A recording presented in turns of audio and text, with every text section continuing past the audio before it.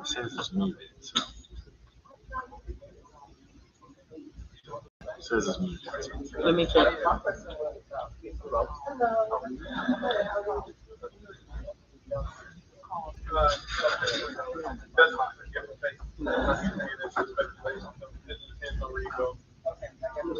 Okay. Yeah.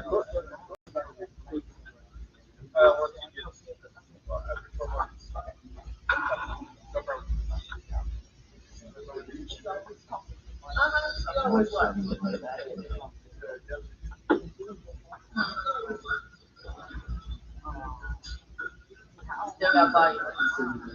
Okay.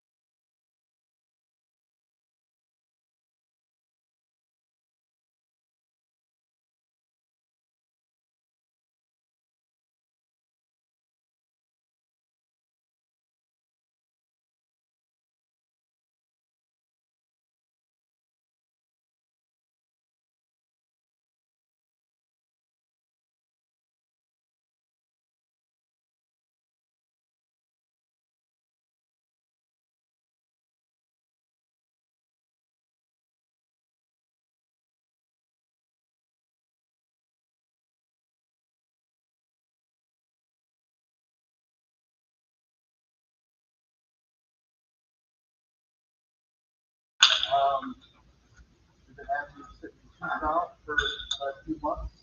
We did some good feedback, some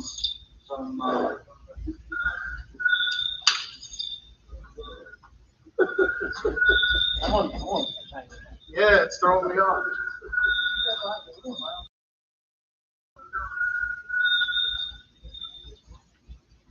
Oh, you need to mute it.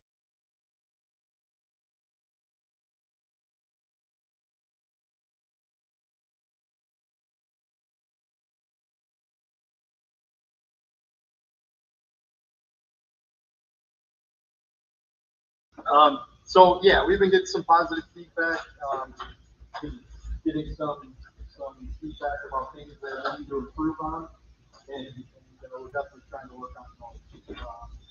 So again, thank you guys for coming. We got a couple special guests here today. We have Aghogho, Edevbie, the Deputy Secretary of State. What is it? Edevbie. Okay. You can just call me Mr. I felt confident when I said that, but obviously I was wrong. So, and we also have Kevin Fischer here from N.A.M.I. He's here to talk about some mental health challenges that Kevin faces. So, real excited to have them here tonight. To kind of participate in Highland Parks and let us know that we're not forgotten over here. So, Mr. Secretary, would you like to start? Yeah, absolutely. All right, appreciate it. A clicker of some kind.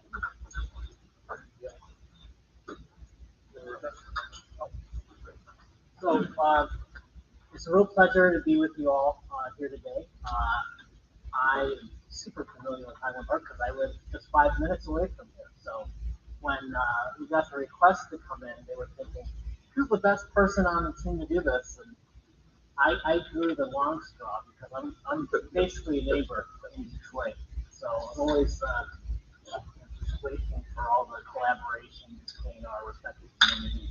I shop in this community, I have friends in this community. So it's good to be with you all today. And the secretary herself shares her greetings, and I'm glad to represent her here today. But I just want to give a quick presentation about all the services that the Secretary of State's office has and how we can be accessible to you and serve ultimately everyone in this audience and the broader community.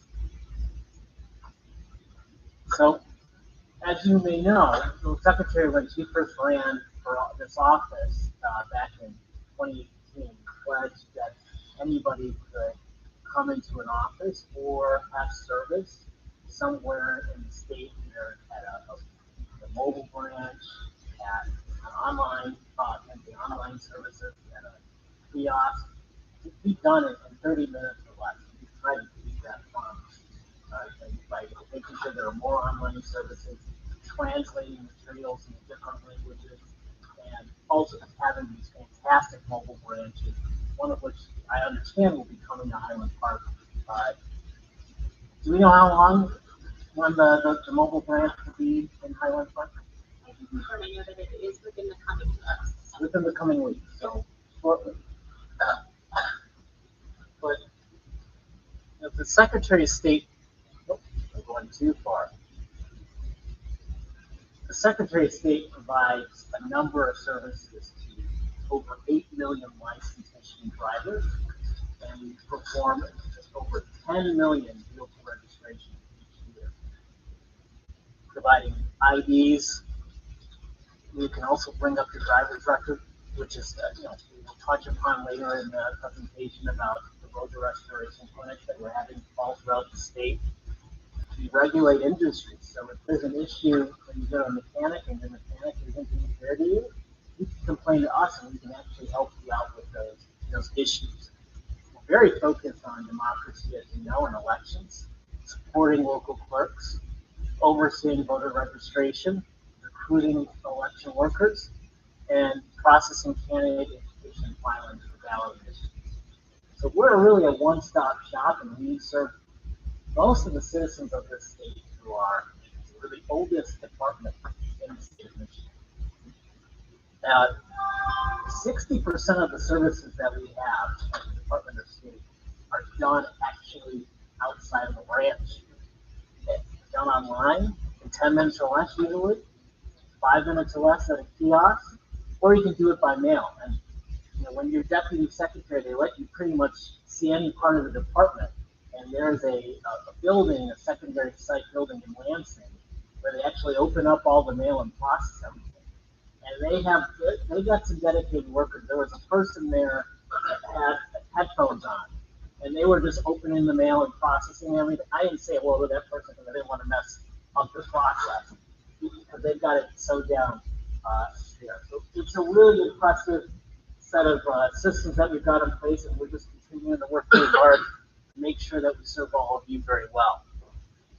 Online, you can renew your license as long as you don't need a new photo, and that's typically every 12 years now, given a change in the law in 2021.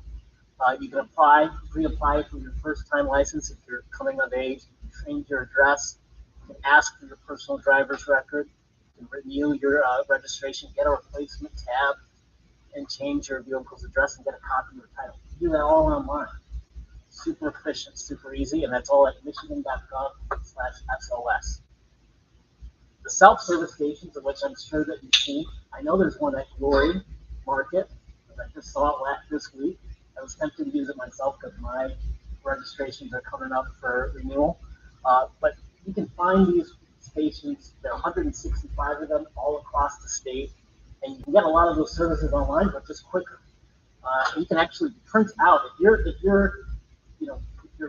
tabs are coming up and you forgot about it. You can just go to these, print them out, stick them right on your car. So it's very efficient, and you can find them all again at michigan.gov/SOS, all the sites. Now, these kiosks are also really great because they've got them in different languages. You can just sort through, go to the language that you need, and just go through the process as if you were doing it in native language. So we're trying to be as accessible to every single part of the community as possible. Of course, by mail, it's a traditional method of just mailing it in with a check, providing your information. They'll process it there right in Lansing, get it right back out to you super quickly. Now, there are some people who still want to visit a branch, and that's fine. That's why we try to move as much of this online and kiosks, so we reduce the demand of the offices so that you can come in and out super quickly. But there are some times when it's necessary for all of us to go to a branch office. That's when you're first-time driver, you've got to go in person. If you got a new photograph, we're not going to accept your selfie that you're going to send to us. That's not allowed. You got to come into our office, take a picture. If you need real ID, those are being converted. I have a story. My mom, a couple weeks after I became deputy secretary, she called me and said, "How do I get a real ID?" And so I wasn't super familiar with the process, and so I actually asked Katie, and Katie said, "Well, your mom can go to this website." And I said, "Well, I think she's just going to call me." So we are trying to make sure that the real ID transition works well, and it's going to be required to get on the airplane. I think the transition time has been delayed again to next year, so 2025, even more time. So it just keeps. At some point, this will actually be required, but when you go into a branch, you get that real ID to ensure that you can transport, you can be on any type of transportation that's required by federal law. Of course, you can take tests. If you want to get CDL, your commercial driver's license, any other type of test. Title transfer is also at the branches, although we're working very hard to try and get online title transfer. I'm actually leading that effort for the secretary, and before long we'll have title transfers online as well. Now, scheduling the visit, we really, really, really emphasize that you try and schedule a visit and make an appointment before you get to the branch. You can still come in, first come, first serve, come into the branch if you don't have an appointment, but the appointment system is beneficial because you get to know everything that you need to bring with you to the branch, so you're not coming coming more than once. You know the time that you're going to be served, And additionally, it really helps our staff. Before the secretary took office, what we would frequently have is that people would come in, right before 5 p.m. when the branches were about to close. You got a super long line, and that creates a lot of tension because you don't want to be there. It's after 5. You want to go and do some other stuff. Our staff also wants to do other things. They've got families, they've got other needs, and so the appointments allow us to plan, and they allow our people, our staff, our greatest resources to get on with their own minds and do the things that are important to them. So the appointment system has really been beneficial for the community, but also for the department. So you can make appointments by going online to michigan.gov/SOS. You can also call us at 888-SOS-MISH. That's 767-6424, and schedule those appointments. Appointments are released. I'm sorry. I'm sorry. The appointments are released each day at 8 a.m. And so you can go there online. You can make the phone call at 8 a.m. to get those appointments, and you can schedule them for up to 6 months in advance. So if you like getting your tabs done every year, just make a note, schedule that appointment, go in, get your tabs done, and we'll help you out at the locations. Now, the road to restoration clinics have been a really big godsend for the department to help people get their driver's license. We know that Michigan is a car-first state. We don't have a lot of public transportation. So you need your driver's licenses to be able to get on the road. And we understand that sometimes people get their licenses suspended. We want to make sure that we're helping you get back on the road to satisfy those fines, satisfy some of the weeds or some of the issues with your license.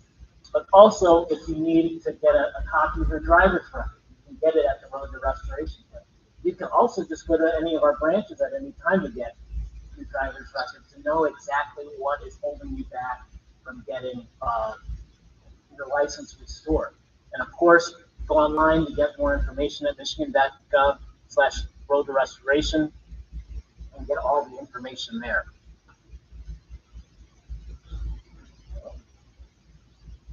Oh, there it is. All right, voting. I mean, which is probably become, even though we're a big department, one of the things that I learned since becoming secretary is they actually regulate horses, the branding of horses, which is something you learn every day. But probably the biggest thing that people know that we do outside of vehicles is voting. And we have a lot to do with that by making sure that people who are 18 years and older who want to register to vote can register to vote. They should have access to a secret ballot, which you can vote absentee for any reason. And then we also provide services to translate your ballot and your election materials. One of the big things that's happening next year is Proposal 2. Last year, during the election, the people of Michigan, with 60% of the vote, passed a constitutional amendment to allow 9 days of early voting. So 9 days before election day, you can go to a site somewhere in your community to get a ballot, mark it, and actually put it in the tabulator so that not everyone's doing it all on one day or absentee. So that is actually the final bills to implement that are actually being passed right now, today. On top of that, if you want to vote absentee, we're now going to pay, the state is going to pay for that ballot to be mailed back to your clerk. In addition to that, we're standing up a absentee ballot tracking program so that when it's mailed to you, when it's mailed back, you can all be tracked so that you have confidence in the system. And those are some of the big agenda items for this coming year.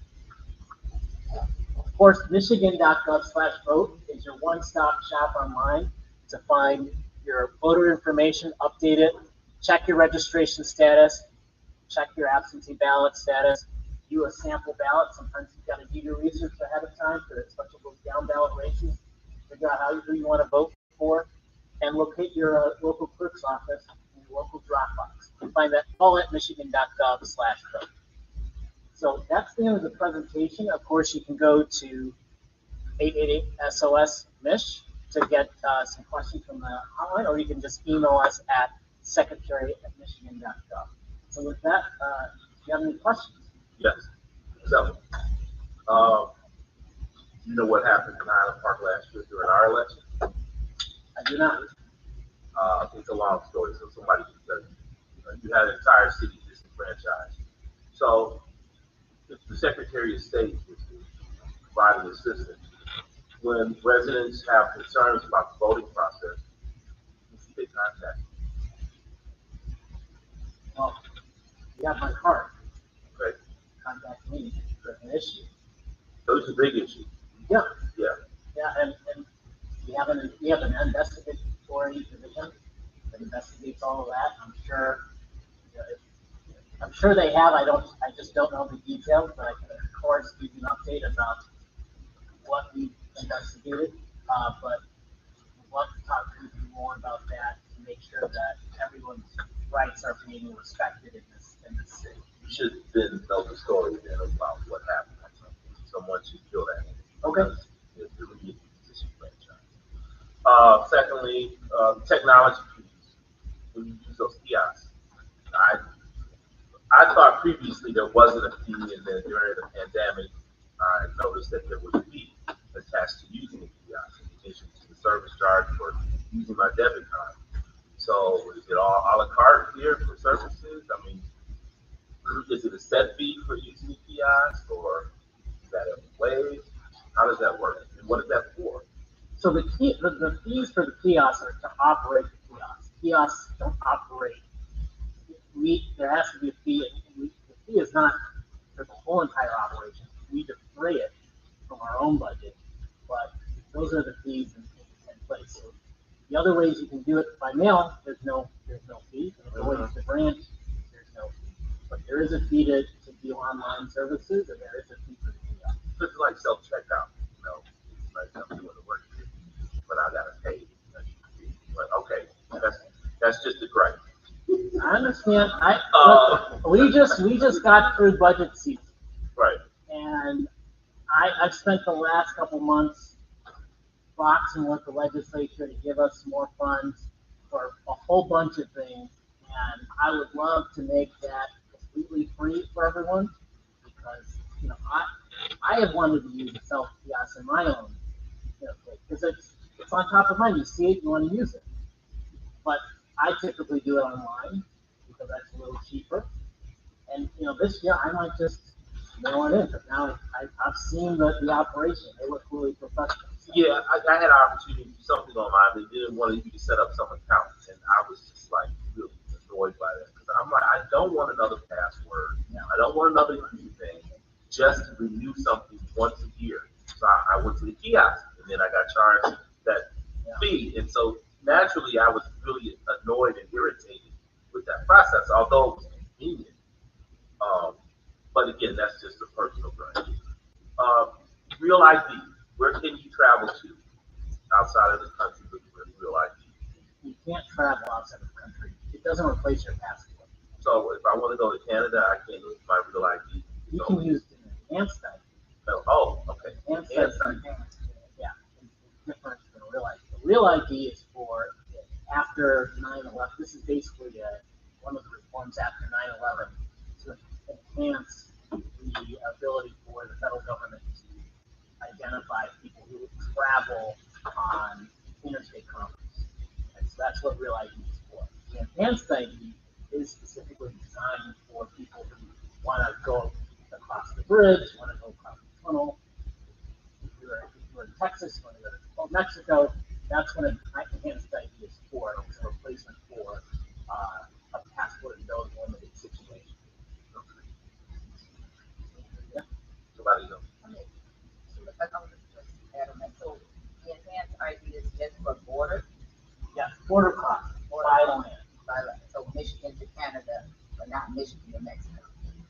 Well, if you drove down to Texas, you could cross and use that enhanced ID down there. Okay, I just want to make sure I understand that. Yeah. But you couldn't get on a plane. You don't need a passport. Use your passport. Or a passport card. I think a passport card is probably cheaper than that as well. Okay, one more question. mentioned the, restoration program. Can you elaborate a little bit? A lot of people have asked me, how do they get their license in the state? And I know that, there's people online that's probably listening. This is being broadcast. Okay. Facebook. Well, hello to everybody online. Good to talk to you today. So, can you just elaborate a little bit on what is the basic steps of going to, starting to, restore your, suspended license or your license, that has been revoked? Well, we have road restoration clinics all over the state. We recently had one at Goodwill, Grand River in Detroit. I don't know is there another one in this area anytime soon? Yeah, so, we'll be hosting. This is Katie, a wonderful member of our team. So we will be hosting road restoration driver training clinics.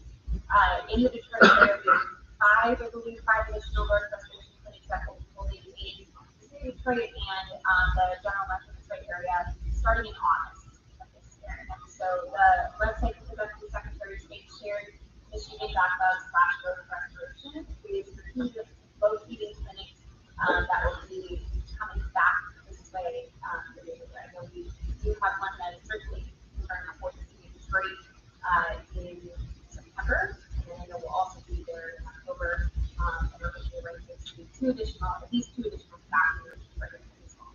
So, you consider Highland Park as one, and then they can come to us, but we're always going to them.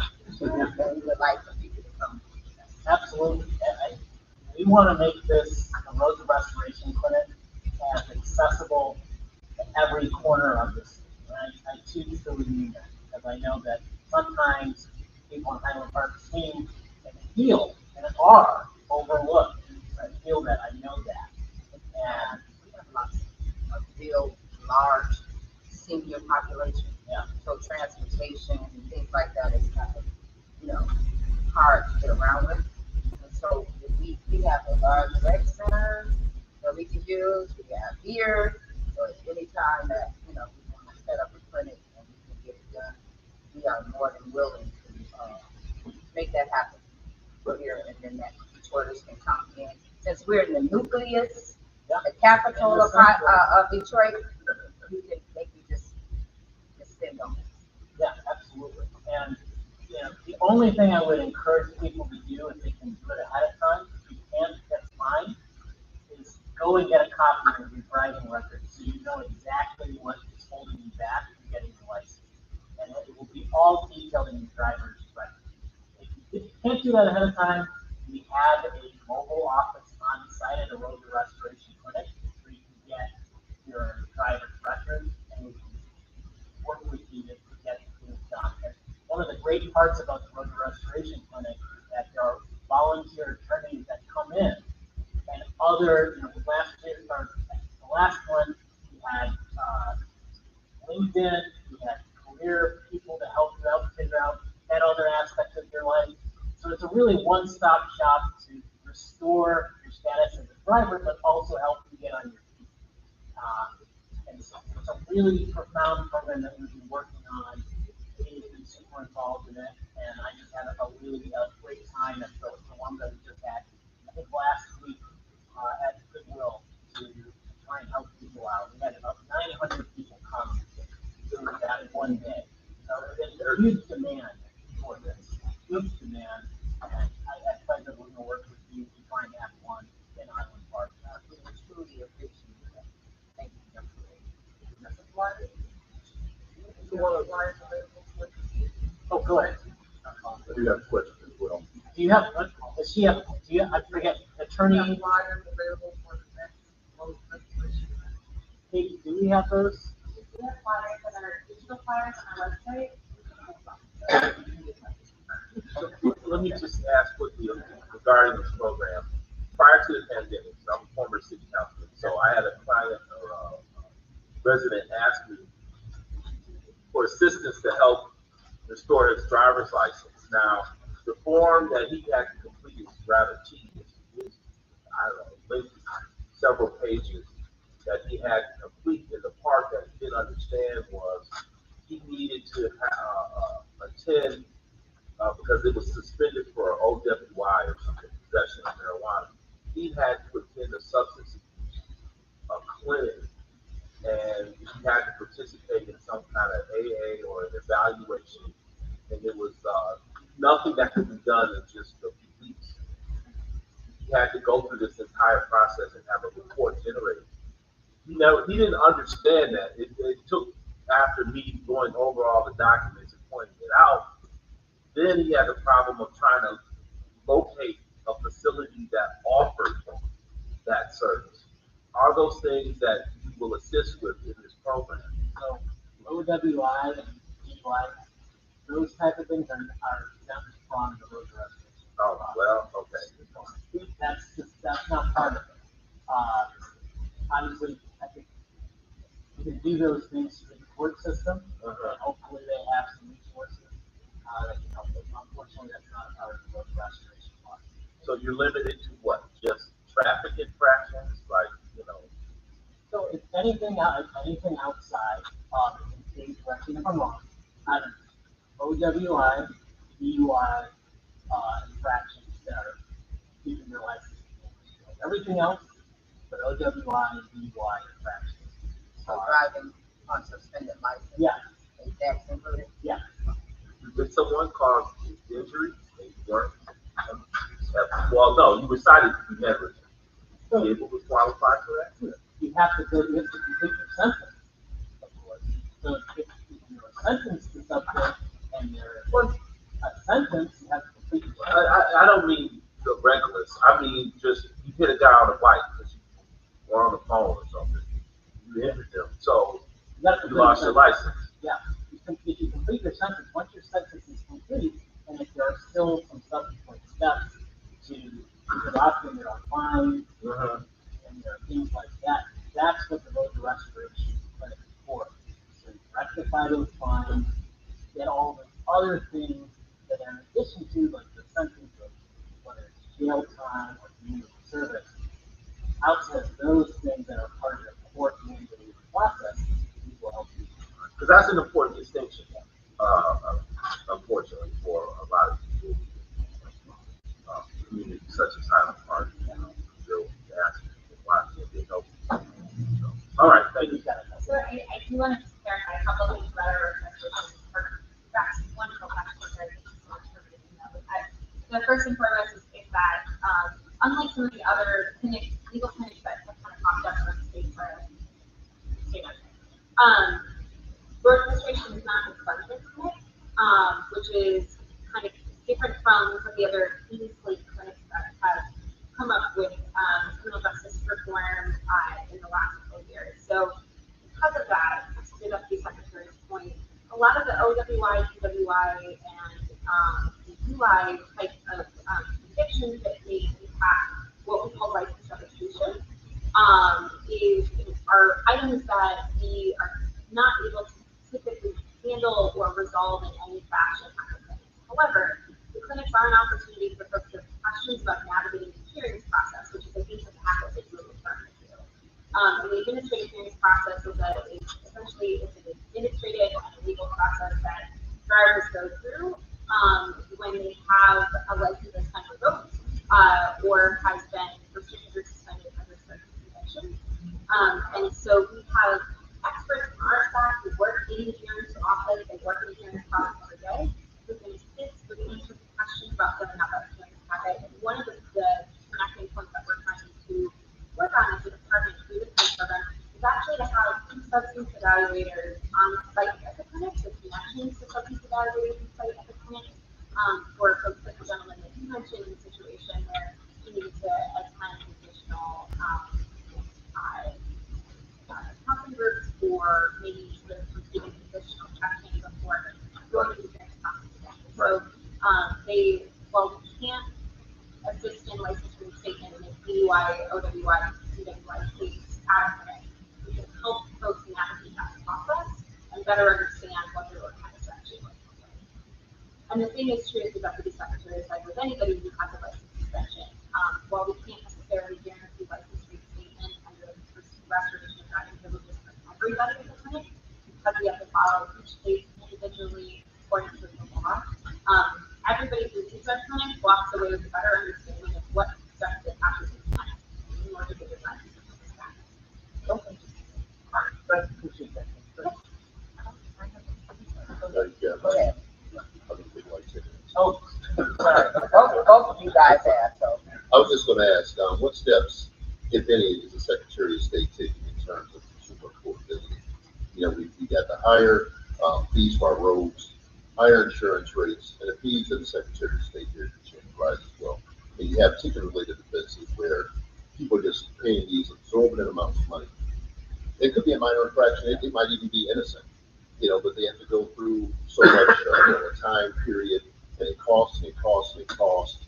You know, meanwhile, you're looking at somebody who might be in a job situation where they need to lose their employment.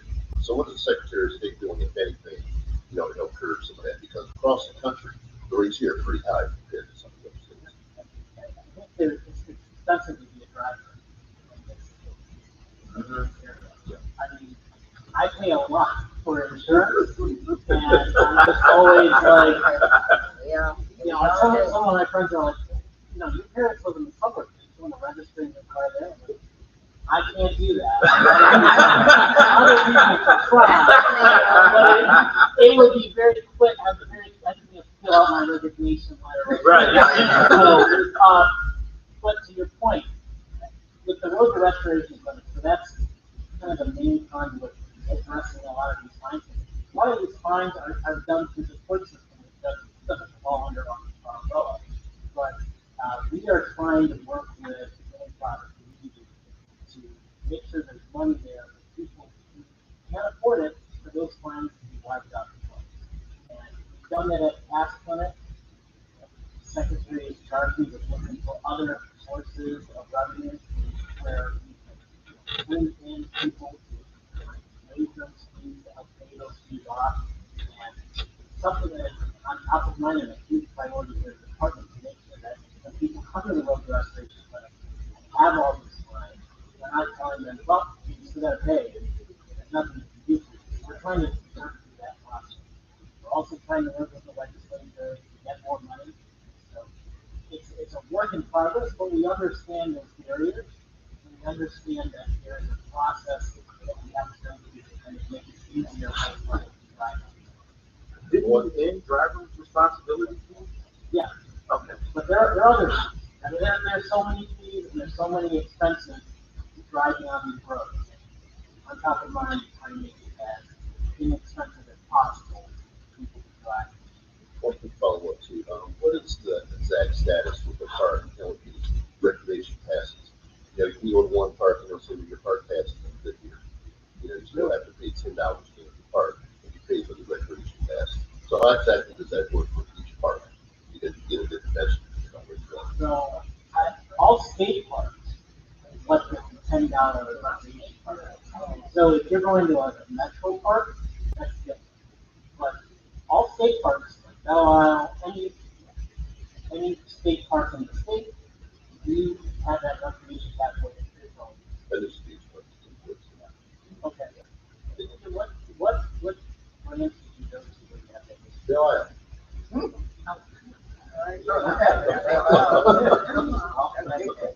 We'll write that down. I just wanted to point out as well about the recreation passport. So, that the passport fee, to have that added to the vehicle registration, that's something that is dictated by state law. So it's increased. So it's currently $13 for the annual pass. I don't know. You seem to hear about your experience with the pass in Ohio. So maybe we'll get to that. But although we don't administer the current pass, it's something that's handled by the Michigan Department of Natural Resources. There's a cabinet meeting, and the governor's cabinet meeting, I'm attending on tomorrow, actually. So I'm sure that the head of that department will be there. I'd love to get that information. Yeah, there's some things that all the employees, you know, as you pull up in some of these parks, there's some things that, nope. Yeah. Because they don't really understand. But yeah, that's good feedback for us, you know. We're gonna take a couple more questions and then. Absolutely. Is getting a real ID gonna be automatic with driver license renewals, stuff like that. So once you get it, it goes into the automatic deal. But you have to go to an actual branch and present your birth certificate. And what's the other?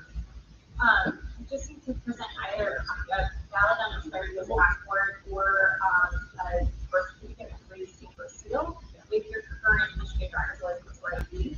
But if you check on your driver's license or ID currently and you see a star in the corner, that means you're real ID compliant already. So yeah, you have to, that first time when you're getting the real ID, you gotta go with your passport, first and then you get your driver's license.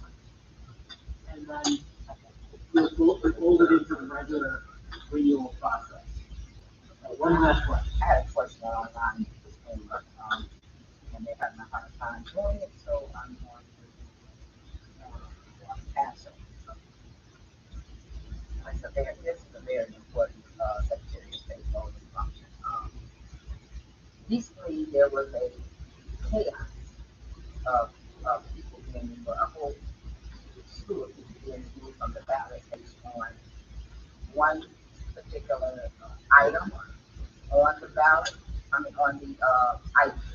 affidavit of identity, where it asks you to state your party affiliation, or you can say non-party affiliation. Now, years before that, that question was not, it was there, but you didn't have to answer it. So now it has become State Law 21. Will they fix the language that's on there to make sure that people know this is something that's required? Because at that point, no one received any information to say it was required. And so a lot of people was taken off the ballot based just on that information, which caused a lot of chaos. So That's the disadvantage. yeah, that's the disadvantage.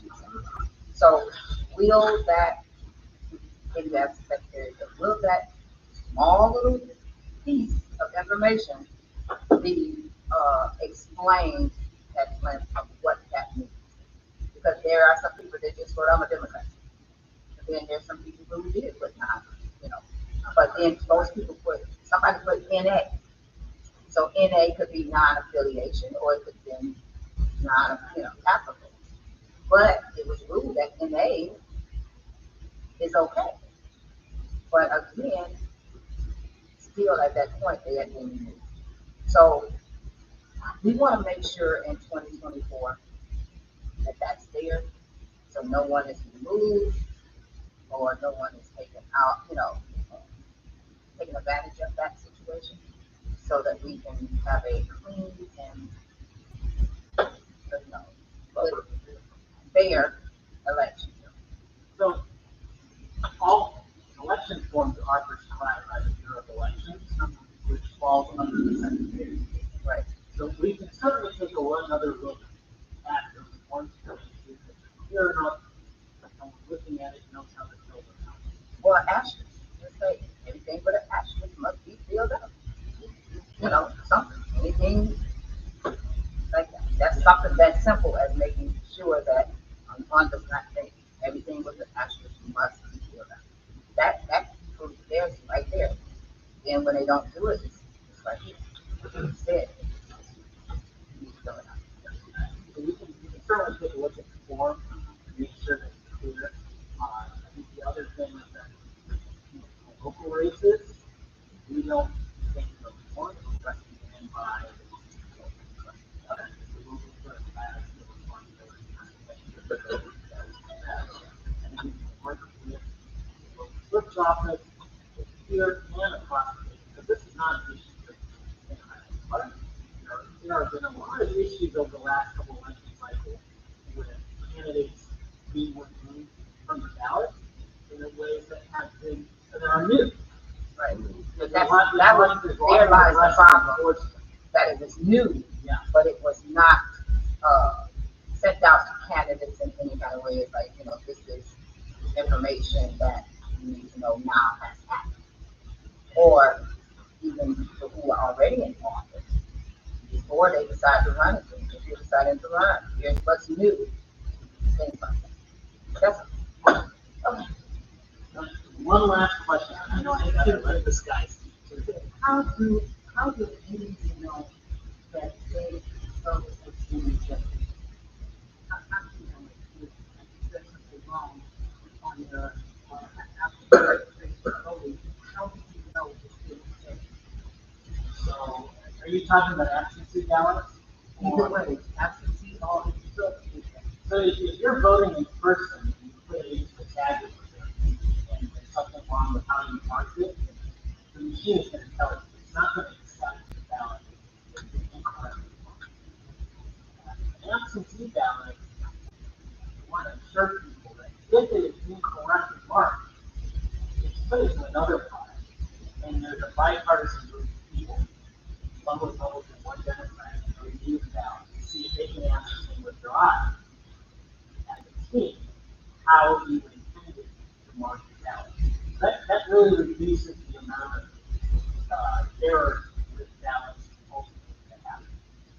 Now, the laws that are being passed today are going to require that some notice be provided to the voter after the fact of what happened with the ballot. So there's always going to be notice now, whether you vote in person or absentee, of letting your ballot actually count. But I want to assure you that 90%, 99% of the time, everything is accepted because, one, you're doing it in person, the machine tells you right there that there's an issue. And if you know it is absentee, you're going to have people who are going to look at it. And I've seen this happen in my career at maybe absentee voting county center, where somebody just marks the ballot incorrectly. They might have, instead of filling in the oval, they might have had an X. Or they might have marked too many spots and then try to scribble it out. There's a team on site deciphering what those marks are to ensure the ballot is counted. And so we have a really great system here in Michigan to make sure that votes are counted. Okay? Thank you so much. I'm looking to. All right, well, that was some great information. Hopefully they bring the road to restoration to Highland Park. We're gonna be bugging you guys, so if you get people reaching out to you, you'll know why. Our next guest is Mr. Fischer, and he's gonna speak to us about some mental health challenges and ultimately are facing right now. So. Thank you. Forgive me, I get kind of self-conscious about standing up being such a big guy, so I'm probably gonna sit down at some point. But I'm Kevin Fischer. I'm a Highland Parker. Graduated in 1982. This young man over there. My mom still lives here. Been here for 1964. Yeah, we have a conversation about that. Yeah, well, that's a long story. We'll get in that later. Yeah, my parents moved here in '64. Just when they had me. So I don't know if I was the celebration of the house person or not, but it's a great area, and I've uncovered some information that my mom and I will talk about. My mom and I will talk about it. So, and Madam Mary is my cousin, so I'm gonna claim her.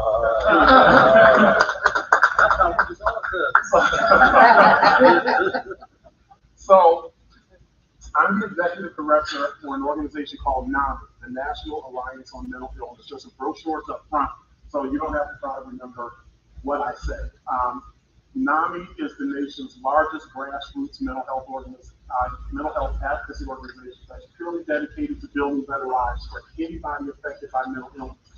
Not just people who are diagnosed with a mental illness, but for their family members, caregivers, and community as a whole, because when we say everybody's affected by mental illness, directly or indirectly, we're all affected. 1 in 5 Americans adults are affected by mental illness every year.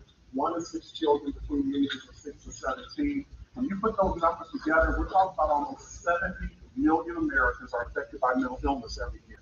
So when you hear that tagline on TV, "You are not alone," you really are not. The problem with mental illness, frankly, is, and I say this respectfully, we're afraid of it. There are more people who will be diagnosed with mental illness this year than with cancer, heart disease, diabetes, all of those things combined. But we don't talk about it because we're scared of it and we don't understand it. And I know this from personal experience because in 2007, my oldest son, Dominique, was diagnosed with serious mental illness when he was 20 years old. Came as a complete surprise to my family because Dominique had exhibited no symptoms of mental illness to us. He was a sophomore, off the way in college, doing very well, 3.8 grade point average, 3-sport athlete, no problems. Comes home for Thanksgiving break, and he's rambling about God working for him and taking over the world and all of these grandiose thoughts. His mom and I, our first assumption was maybe he went off to school and experimented with drugs and alcohol, had a bad reaction. So we took him to a hospital to be drug tested, and after a lengthy exam, the doctors told us there's no drugs or alcohol in his system, but we're going to put him on a 72-hour cycle. And for us, that was like hitting a brick wall at 100 miles an hour because you just don't see it coming. You're going to hear me use the term stigma a lot. And because of stigma, it's easier for us to talk about having substance use problems than it is mental illness. And so his mom and I, again, made the leap to, well, he must have experimented with some drugs. Well, it turned out that he was diagnosed with, initially diagnosed with schizophrenia, and then they added a diagnosis of bipolar disorder.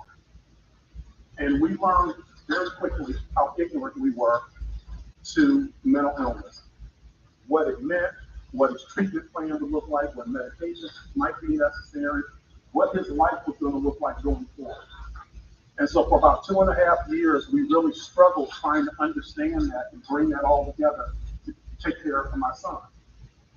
Unfortunately, that journey came to an end on June 27th of 2010 when we lost my son to suicide. So just yesterday was the 13th anniversary of his passing. So I'm here, but I ain't okay. And I'm very transparent about that because we all lose people. I lost my dad when I was 15. You know, I'm almost 60 years old. You lose people. Losing a child is not a natural act. And I never would have imagined how hard that is. And I can tell you, it's harder today still than I ever imagined it would be. And the way I lost my child, because we didn't understand. We didn't know what we didn't know. We didn't understand treatment plans. We didn't understand continuity care. We didn't even understand what resources were there. And I always tell people when I talk publicly about this, I felt like I was in quicksand. It seemed like the harder I fought, the deeper we sank. And stigma is isolating.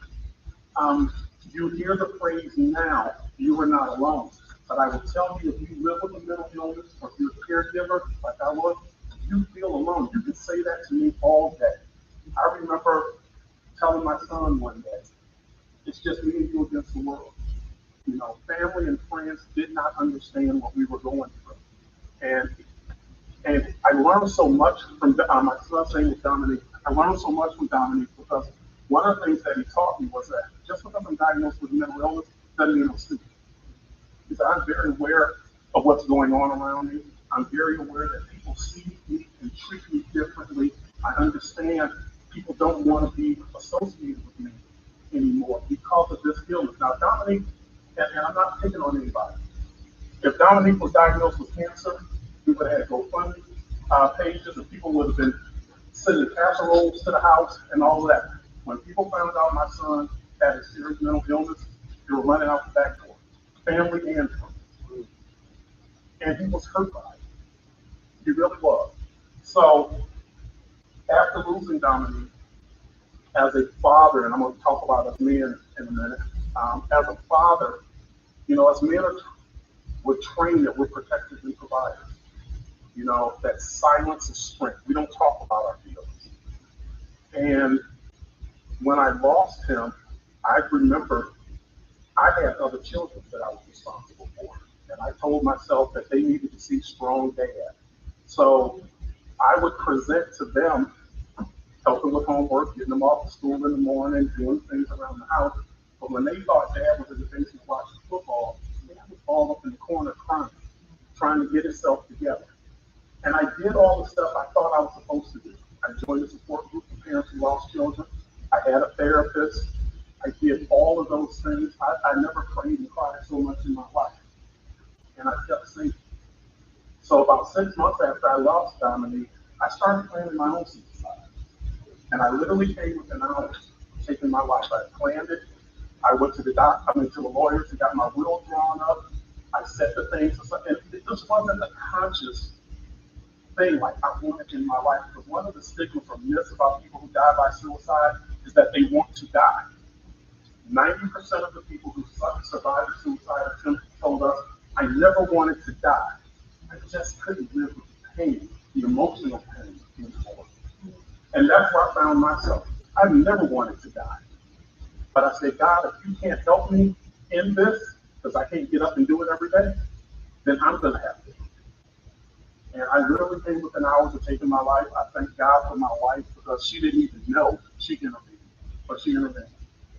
So, and one of the things my wife suggested to me, and my wife didn't know I was experiencing suicidal ideation until about 2 years after. She was actually sitting in an event like this with me. I was doing a presentation in Kalamazoo. It was the first time I disclosed it publicly. And she said, why did you tell me? Because I said, don't tell. We don't talk about it. So one of the things that she helped me with was, she said, well, maybe if counseling and stuff is not helping you, maybe helping others will help you. So she introduced me to N.A.M.I, and she was just Googling stuff online and came across the National Alliance on Mental Illness. And she said, maybe you can help yourself by helping others. So I wanted to learn more about mental illness. To be honest, I was mad then for losing my son, and I'm still mad. I'm still mad for not knowing what I wanted, what I thought I should have known. But I started to learn more about it. One thing led to another. This was in 2011. 2014, I became the executive director for N.A.M.I, Michigan. I serve in a lot of capacities, and I'll share some of it with you, not to pat myself on the back, but I want you to understand what a broad spectrum mental health is and how important it is and how it impacts our lives.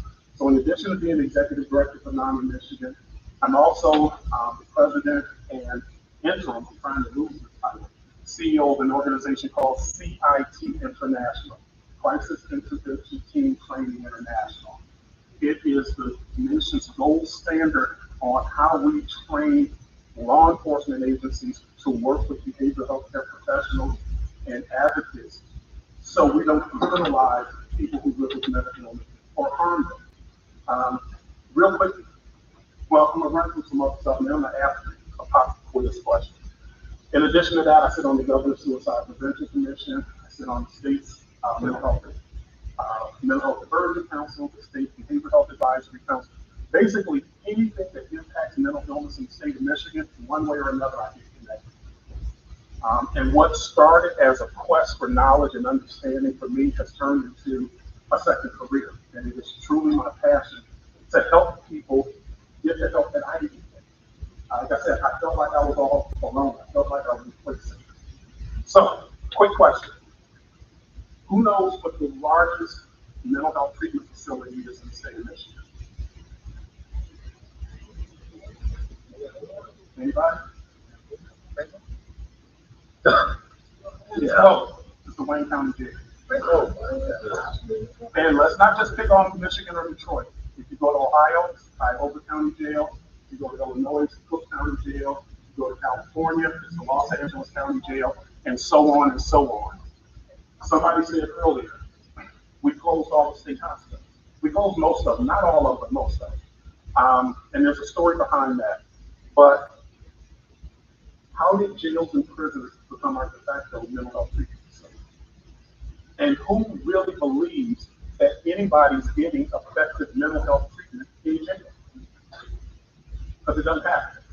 And Tommy is that, well, Warren Evans will tell you that. Mayor Duggan will tell you that.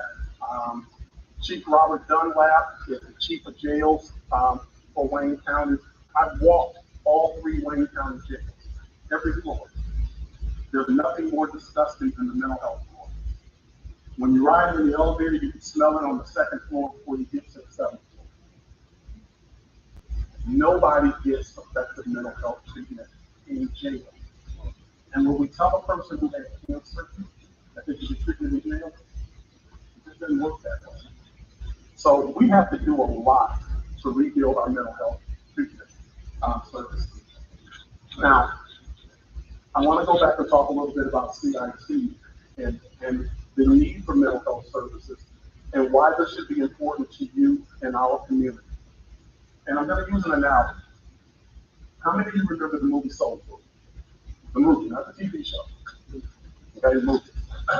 Remember there was a character in Soul Food, Uncle Pete. Remember Uncle Pete?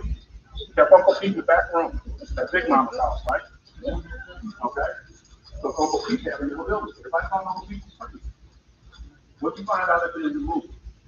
Uncle Pete wasn't crazy. Yeah, he was the first person in the family. Not only did he have that money stuffed in the back of the TV, but Uncle Pete had some sense. But that's what we do. If a person is lucky enough to have a family that will take care of them when they have a mental illness, then we put them in the back room somewhere. And it's not just us, it happens in other communities too. But the problem with that, and I've lived this over the last 9 or 10 years, is Uncle Pete, what if he wanted to have a family? What if Uncle Pete wanted to have a career? Because all those things are possible when you have a mental illness. Mental illness is not a death sentence. Mental illness shouldn't be we're going to shove you in a corner somewhere, over-medicate you, sitting there drooling on yourself, you're not aware of yourself. Mental health treatment has come a long way from the 50s and 60s. If we give people the chance, and we call that self-determination and person-centered planning. My son should have had a say in what his treatment was going to look like, what his goals were going to look like. Do I want to have a career? Do I want to have a family? Do I want to go to church? I don't want to just be institutionalized. I'll tell you another thing. A stigma or myth about people with mental illness, because we see this in the media a lot. Every time there's a mass shooting or some horrific crime, tragedy, they want to say, he must have been mentally ill. This is a fact. This is not my opinion. You can go to the CDC website and find it yourself. People with a diagnosed mental illness are responsible for less than 4% of all violent crimes in this country. Less than 4%. And I'll give you a hint. Hate ain't a mental illness. Drive into that grocery store in New York and shoot that place up, that's mental illness. That's not mental illness. That's hate and ideology. So we have to stop stigmatizing people with mental illness and making assumptions that everybody with a mental illness is dangerous. Most people with a mental illness want to be left alone. They're afraid. They're afraid. So we have to get past some of those stigmas. You keep hearing me talk about the word stigma. Stigma is the leading barrier that prevents people from taking the very first step to getting the help that they need to have now. Because here's the thing, we don't want nobody to think we're crazy. We don't want our neighbors to know. We don't want our coworkers to know. We don't want the people we worship next to at church to know. And so we try to hide it, and we try to ignore it. And the fact is, mental illness is not a weakness of character. One of the myths people think it's a weakness of character, it's a weakness of faith. Mental illness is a medical diagnosis. It is a chemical imbalance in the brain. It should be treated no different than cancer or heart disease or anything else. But we shame people into not getting the treatment they need. My son started doing very well in his recovery. We have figured out that mental illness is not easy. We don't know all the causes of mental illness. Mental illness can be hereditary. Mental illness can be triggered by trauma. Mental illness can be substance induced. We don't know all the reasons for mental illness. But we do know that it is a medical condition that should be treated. So, for example, if I have a heart attack right here, right now, I hope I can call 911. I had this conversation with a pastor, a friend of mine. But I'm likely to be hospitalized, right? At some point, if I'm recovering, unlikely you're going to put me on medication immediately, right? And as I get better, hopefully, when they're ready to release me from the hospital, they're going to send me to physical therapy. Because you got to change your diet, you got to exercise, you got to do all these things to keep your heart healthy, right? Okay. Mental illness. I can be diagnosed with mental illness that's so serious, I may need to be hospitalized. I may have a mental illness, bipolar disorder, schizophrenia. Because that is a chemical imbalance in your brain, that requires medication. You can't just wish that away, you can pray it away, you can hope it away. That requires medication. Then there's other forms of mental illness like depression and anxiety, where you can learn coping skills. Same as that's like physical therapy. So why do we treat people with mental illness any different than we treat a person with heart disease? It's not their fault. My son did not wake up one day and decide to play crazy. He didn't. He didn't wake up and say, I'm going to drop out of life, I'm going to become a burden on society, I'm going to be put in a corner. And as a matter of fact, prior to his death, he told his dad, I don't want to be a burden to anybody. My 23-year-old child should never have had that thought. Let's talk a little bit about suicide. Suicide is the second leading cause of death in the United States. Second, for young people between the ages of 10 and 34. Only preceded by accidents. I'm going to let you guys in on a secret. Black people die by suicide too. It's not a them problem, it's an all of us problem. Most people, I still run into people across the country who don't believe black people die by suicide. Mental illness does not discriminate, don't care if you're black, white, rich, poor, Democrat, Republican, urban, suburban, rural. Mental illness doesn't discriminate, and neither does stigma. But stigma does vary by community and culture. And we have to recognize that, because we have to recognize there's no one-size-fits-all solution. We have to meet people where they are. The stigma associated with mental illness in the black community is very different than it is in the general population. It's different than it is in the Hispanic community. The Muslim community is horrible. You lose all social status. And I say that respectfully, but I've dealt with folks in the Arab American community who have told me, when my family found out I had mental, my family cut me off, my children cut me off. So we have to recognize, we have to meet people where they are. I have the privilege of working with, like I said, I serve on the Drug and Suicide Prevention Commission. I talked to Director Patel at the Department of Health and Human Services this morning.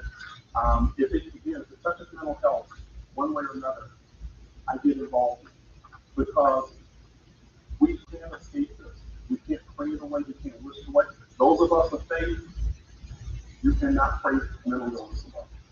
And one of the things that we're trying to do is get more faith leaders on board to publicly say that. This is not, and I've had faith leaders talk about doing exorcisms and we're going to lay hands on. No.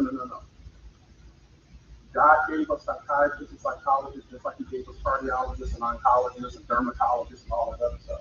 We got to use the tools that are provided to us. The state of Michigan spends $3.5 billion on public behavioral health care.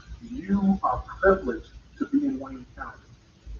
Detroit Wayne Integrated Health Network is the largest public behavioral health care organization in the state of Michigan. They have a budget of $1 billion. I'm telling business to spend their money. Eric Doa, the CEO, is a friend. They want to provide behavioral health care services in the community, not just mental illness, substance use, intellectual developmental disabilities, people who are on the autism spectrum, anybody who's impacted by behavioral healthcare diagnosis, they're mandated to help you. But we got to raise our hand and say we need help. We do. Because this stigma and this thing that we call racial disparities, that pendulum swings both ways. It's easy to say, well, they're not providing me behavioral health care, or they're not providing me culturally competent behavioral health care. But the other part of it is, and I hate to use such cold terms, I'm a retired business, so I deal a lot with marketing. It's a supply and demand issue too. Now the state has mental health code that says you have to provide it to every citizen. But we in communities of color in particular, we gotta raise our hand and say we need it. And it improves the quality of life for the individual living with mental illness, their families, and the communities at large. Because a lot of what you see, let's go back to the 90s when the majority of the state hospitals were closed. That's led to that explosion of homelessness that we're still living with right now. And I'll try to be really brief with this explanation because I'm not bailing Governor Needler out, but I want people to kind of understand. He wasn't the only governor who did this. In 1963, the last piece of major legislation John F. Kennedy signed was called the Community Mental Health Act of '63. Remember, his sister had mental illness. They institutionalized her. They did all kinds of brutal experiments on her, and they basically killed that woman. But JFK said there has to be another way. So he instituted a commission that's findings came out and said people would recover better in their communities than if we institutionalize them. Because the fact is, back in the 50s and 60s, it was easy to get somebody committed to an institution and almost impossible for them to get out. It was like a life sentence. And they were conducting brutal experiments on people. So Kennedy said, no. His commission said people will recover better if they're home with their families, where they can go to church, have a sense of self-worth, get a job, get an education, and all of those things. But Kennedy got assassinated before it was ever enacted. So we're going through the recession of the 80s, and as we're coming out of it, governments were looking for ways to save money. And it was like finding old money in a desk drawer that some of these governors said, hey, wait a minute. President, under Kennedy's Act, we can close all these state hospitals, but Kennedy's commission said close a lot of them, not all of them, and let people go home and receive community service in their community. They went too far. They closed all these hospitals, and those savings from closing it, Kennedy's commission said that money should have been reinvested in what we now know as community mental health. But they didn't. They invested in tax breaks and roads and all this other stuff. So they ended up sending a lot of very seriously mentally ill people home to families who didn't know how to take care of them. And so one of two things happened. Either the family put them out, and I'm going to tell you, I'm going to be transparent. My son was 20 years old when he was diagnosed. He was 23 when he passed. It was really hard for me in my ignorance to understand why I got to tell this grown man who's been brushing his teeth, and taking a shower, combing his hair, and all this stuff every day, why I got to fight with you every day about that. And we have some times where we not clear over those simple things. Well, one of two things end up happening. Either he gets frustrated with me and says, you know what, I'm better off on the street. I'm tired of getting dogged out. I'm tired of getting yelled at every day. Or I put him out because I'm tired of yelling at him about the same things every day. That's what ended up happening in the 90s. A lot of people, I had to get out of the judging business. Like I said, my son taught me a lot. People who are homeless, who say, I'd rather live on the street than in one of wherever you want to send me. A lot of that has to do with that treatment they received when they were diagnosed with mental illness. They said, I don't want to be. I'd rather be out here on my own than have somebody treat me bad. So we got to quit judging and say, not what's wrong with you, but what happened to you. That's the question we need to ask. Not what's wrong with you, what happened to you?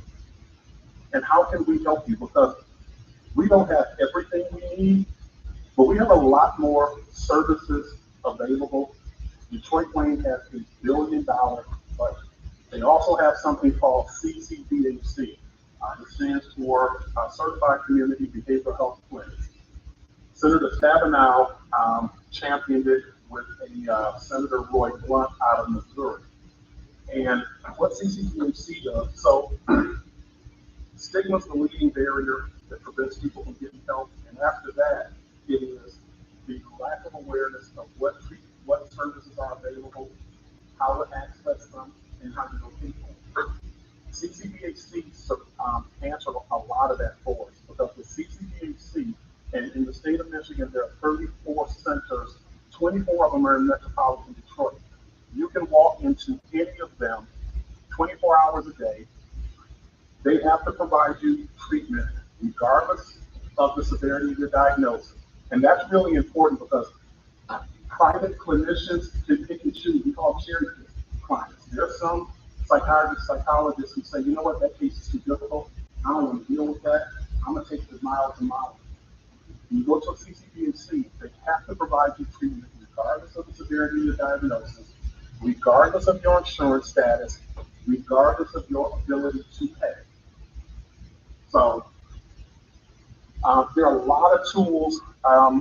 You can reach out to N.A.M.I, and my office will help direct you. Here in Wayne County is Detroit Wayne Integrated Health Network. Their phone number is 800-241-4949. All you have to do is call them and describe your situation, and they will tell you what the appropriate resource is available to you. I'm going to pause there and take some questions. I got a couple of lines real quick before you guys start, so I'm gonna get those out the way. Okay. One is from Kim McDade. Does the police department have access to a database with those that have been diagnosed with mental illness? So, like, basically, if you come across someone that you have to detain or is having a break, do they have a database that lists this person's name as someone who has mental illness? So yes and no. You can run people through the lean system, and if they were voluntary or involuntary committed and diagnosed with mental illness, it'll show up in the database or something. And if I could add to that, in Detroit, there's a partnership between Detroit Wayne Integrated Health Network and the Detroit Police Department. And if the person is known to receive services, they share that information as well.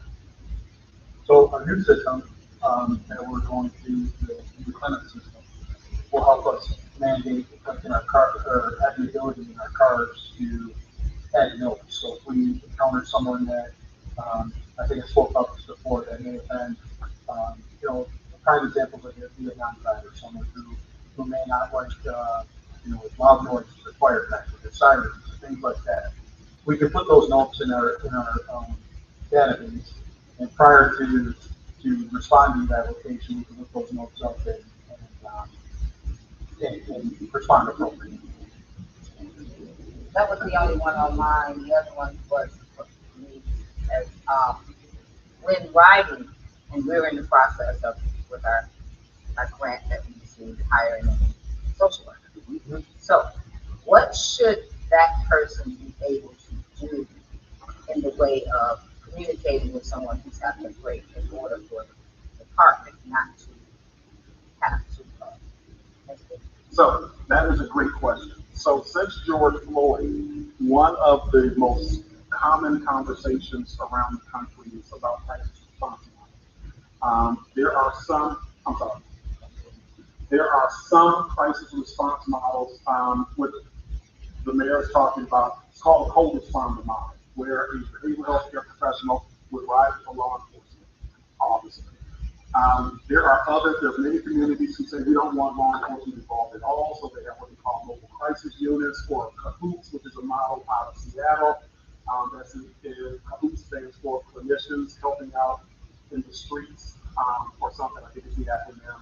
And then the CIT International model is we're not a co-responder model. Even though we train, it's a 40-hour training that we provide with law enforcement, and we do it in partnership. So it's law enforcement, it's behavioral health care professionals, it's advocates like myself, and it's people with lived experience. We spend a week together, 5 days, 8 hours a day, to kind of learn how to verbally de-escalate situations when possible, and how to get people to help instead of harming.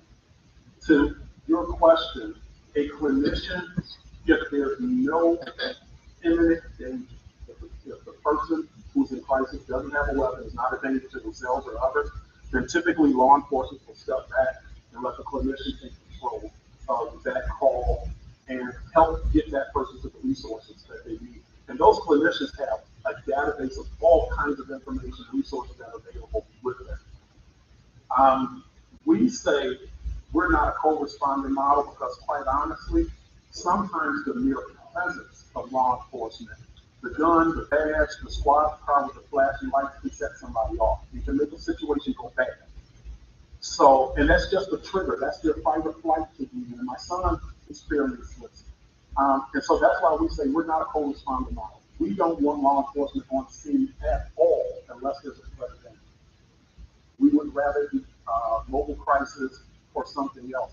But let's be clear about this because I'm going to be fair to my friends in law enforcement, and I've trained hundreds of officers. Not every situation can be verbally de-escalated. That is the reality of the world we live in. And I try to present all of the options to communities because none of them are foolproof. Not one of them is 100% foolproof. So the question becomes, and your community has to decide, what are we most comfortable with? Do we want CIT? Do we want co-responder? Do we want mobile crisis only? You have to decide, frankly, it's almost like investing, what level of risk you're willing to accept. Understand this, and I'm saying this as an advocate, and I'm saying it as a person with lived experience. It's not if something goes wrong, it's when. Something will go wrong. There's just no 100% fail-proof system. But you do have a say, and you should have a say in what you're comfortable with in your community. I think this young lady. Question I want to ask was, this coalition which you're talking about, is Detroit Crisis Center a part of that? Yes. Okay, why is it that when a person is having,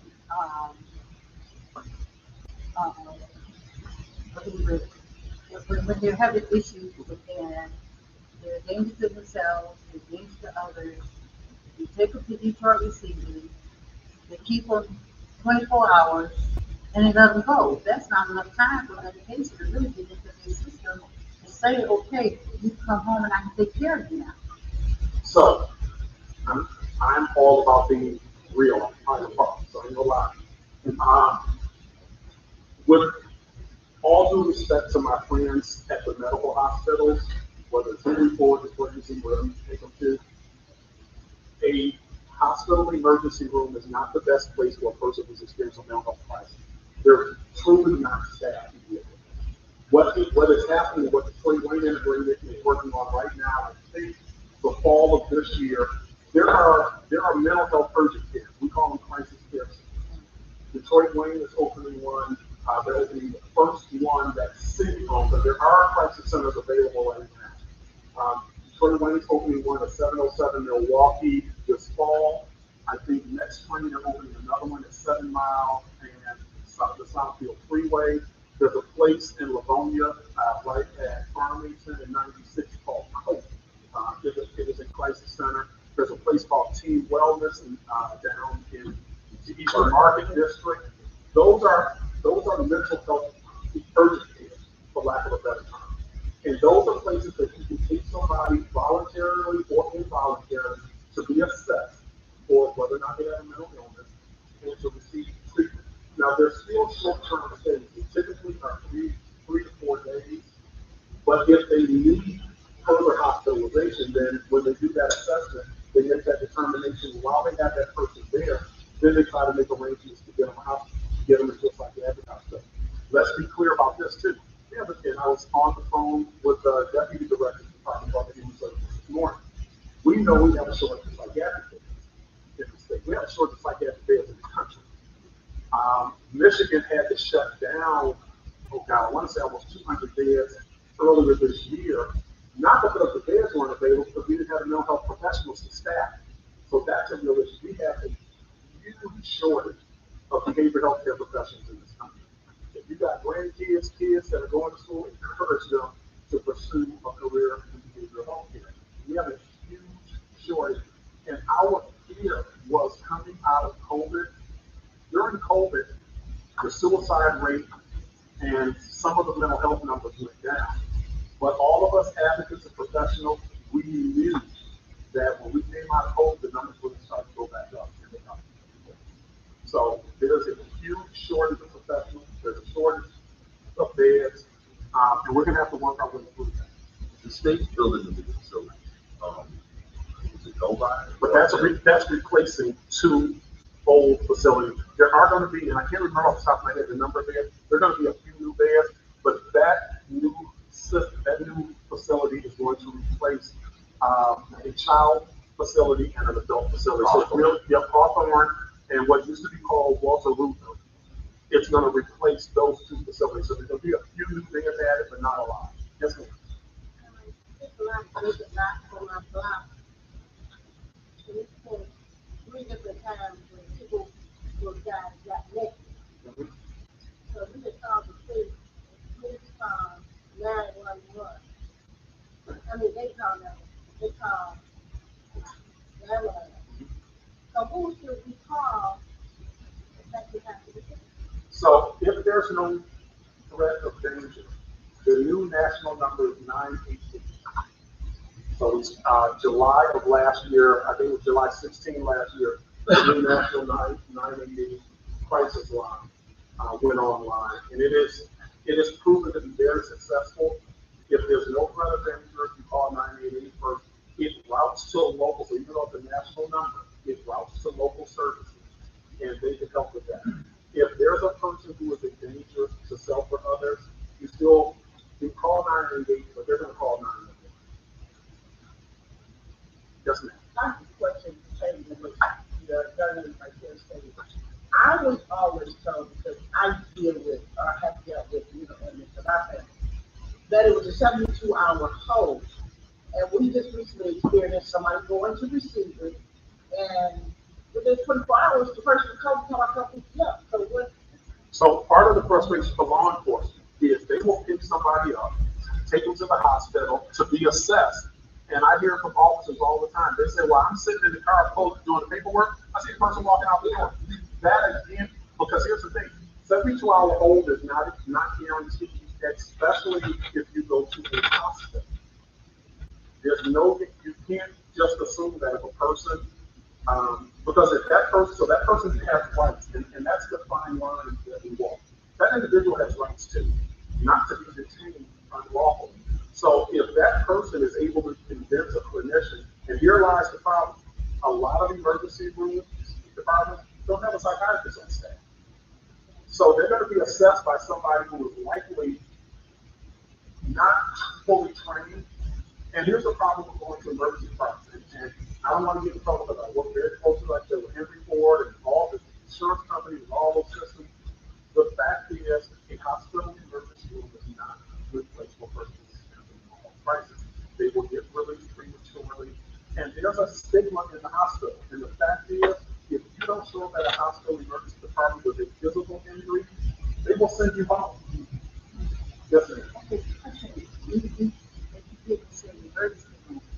Isn't the crisis center that Detroit receiving as well as Highland Ford, isn't that a different part of the hospital? Isn't that more for dealing with people with mental issues? Yes and no. At the level. Yes and no.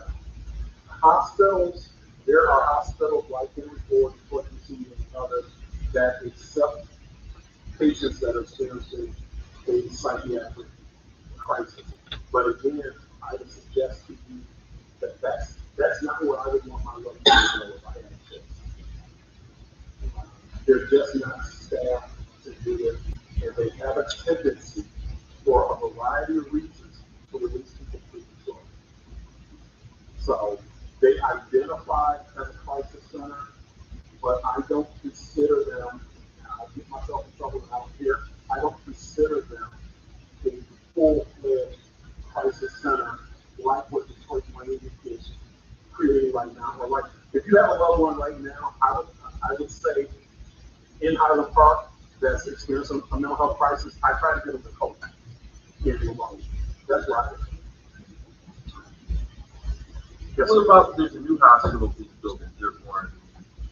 Don't know how many psychiatric beds they're going to have. And that's part of the concern, and there's concern with the history of the company that's going to run that psychiatric unit. They've never come out and said how many beds will be made available to the public. So I don't have enough information. I wouldn't recommend it because I don't have enough information. So I've been involved in mental health for over about 30 years, either co-occurring disorders, substance abuse. Right now it's juvenile justice, so community mental health for a lot of families to win. Yep. One of the biggest problems that I see is the need for reform within the system, because what you described is how the system is supposed to work, but in reality, it doesn't. There's a resident that actually reached out to me. He spoke about, not being able to get a therapist, having a rapport, the high turnover rates, the insurance problem. And all those things are barriers that prevent people from actually being successful. In child welfare or juvenile justice, I see the symptoms because I've been trained and they occur early on. Most households can't recognize them or they dismiss them and say, oh, that's just him being so and so. I'm like, no, that's kind of manic. You may have a problem with this down the road. And so then they become adults. And then you're saying, people, households are saying, well, we call the police because they became very aggressive. And especially with schizophrenia, I think about the Wayne State officer that was killed. He was trying to subdue someone with schizophrenia, and they found him not, I believe, not. I don't remember. I think it was. Yeah. He couldn't be tried because he was confident. And so, once you get to a certain stage, then,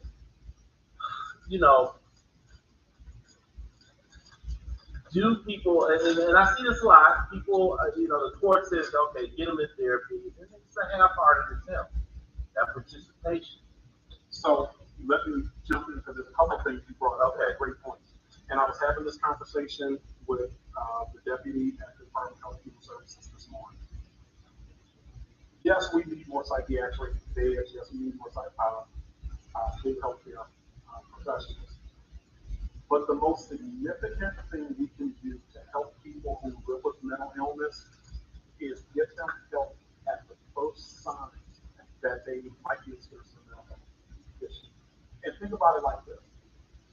If your child, your spouse, whatever, was experiencing a shortness of breath, you have no problem calling an ambulance or taking them to urgent.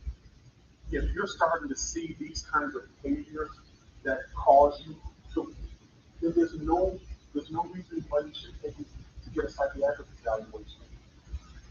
Data after data out there tells us the earlier we intervene, and we call it first episode psychosis.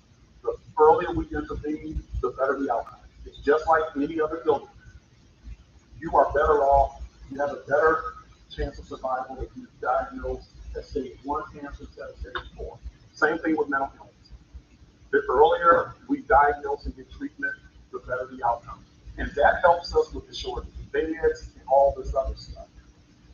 The other issue about people who get, and we're going to talk about adults who have serious mental illness, and I've gotten this question a lot, because there are people who believe that once my child turns 18, there's nothing I can do to get a treatment. That's not true. In the state of Michigan, back in 2004, we passed something called Kevin's Law. Not named after me, it's named after a gentleman named Kevin Highland, who was unfortunately killed in a bathroom at the bus station by a man who went from N.A.M.I. When he was on his medication, he was fine. But when he wasn't, he wasn't. And Mr. Highland encountered him on a bad day. It is Michigan's version of what's called assisted outpatient treatment, or AOT. You can go to probate court. Anybody, you don't have to be a family member. You can be a neighbor, a co-worker. You can say, you know what? Something's going on with that. Kevin ain't right. I'm really concerned about it.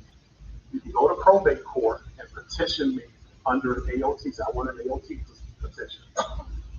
The court would order me to come in for an evaluation. I get evaluated by at least 2 doctors, and if the consensus is that yes, I have a mental illness and need treatment, then the court will mandate that I participate in a mental health treatment plan. They'll assign me a case manager from the court. They'll assign me a case manager from D-Wing, and they'll come up with a treatment plan for me. And it's in this petition. Do you understand? You have to go to therapy 3 days a week. You have to do medication. You have to do these things. If I am not compliant, the judge can issue a protective order, which means they'll send the chief out to find me and pick me up and bring me back in and say, did you not understand what we told you? And if I continue to be a problem, then the judge can order me to inpatient treatment. So there are mechanisms out there. I hold an annual state mental health conference, and I had a young lady who has been through the AOT process, and she said, I didn't want to do it, I didn't think I needed it, but it was the best thing that ever happened to me. She got custody of her children. That's like I met her children at the conference. This young lady is maybe in her late 30s. She said, the best thing that ever happened to me. AOT works. It's not 100% foolproof, but AOT works, and we call it the power of the road. It's one thing when mom and dad say, Kevin, you need to go take your medication, you need to go to treatment. It's a different thing when you're standing there in front of Judge Mack, and Judge Mack, we call it the power of the road, because it is implied that I'll get in trouble if I don't do this. It has been very successful. We have to utilize the tools we have available, but I'm going to go back to the first point. Early intervention works. The earlier we intervene, the better the outcomes, and it is the most cost-effective way to do it. Wayne State University has a Department of Behavioral Health and Justice. They do a lot of studies for us. They did a study last year before last, that showed that a person who receives treatment in the Wayne County jails can cost us up to from $80,000 to $100,000 a year to provide treatment. That same person, if they receive treatment on an outpatient basis through community mental health, costs about $90,000. So, Can you repeat that AOT concept? That information? Assisted outpatient treatment, it is available on the DWIN website. So if you go to dwin.org, or if you just want to Google AOT, if you remember, assisted outpatient treatment, or Kevin's Law. If you Google any of those things, they'll pop right there. That's for adults? That is for adults, 18 and over.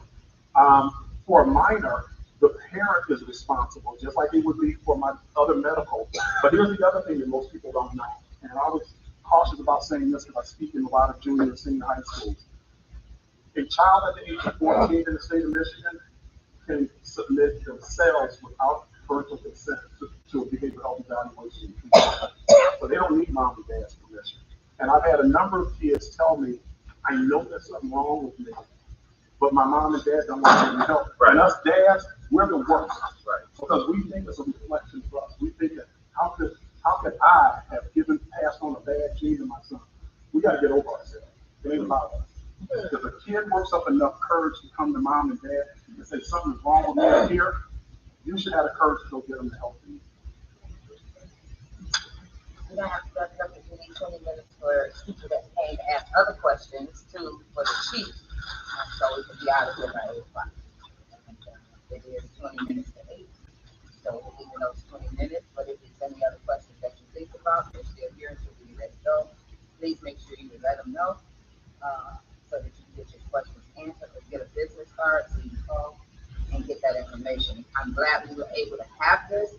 It's been a long time coming. Mental illness is just that, a stigma. You know, we have stigma here, and we have to address it. And so, especially in the police department where we need that help of going out and making sure that, you know, we are bringing people back safe or sending them for help safely. And so I'm glad that you were able to come, also the Secretary of State's office, because again, there's numerous people out driving without license or trying to figure out how to get their license because they have to go to work. They need to get there. We all know somebody with no license. Right. So I'm just saying. And so, you know, even though it's a danger sometimes to be out because if they don't have license or they don't have insurance, of course, that means that the state of Michigan might have to pick up the bill for, you know, whatever case happens if you don't have your insurance.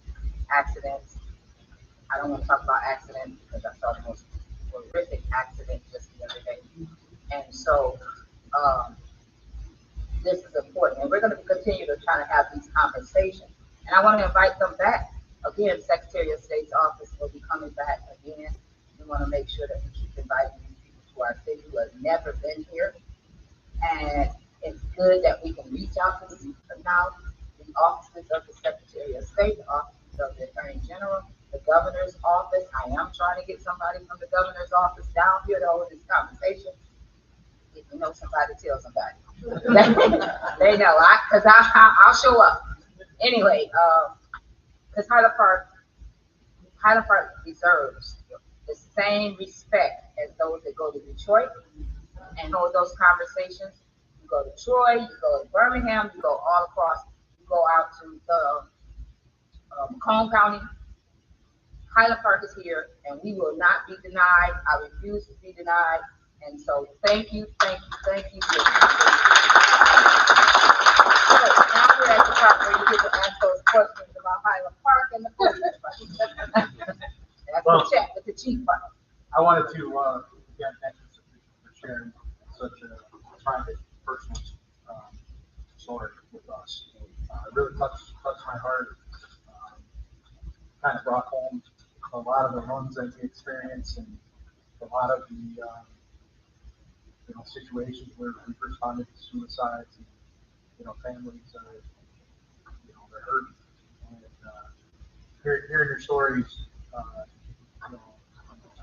fortunately or unfortunately it kind of hit a spot. It's brings back some memories of things that we responded to. So I appreciate that. Just to let you guys know, these two people are great resources for us.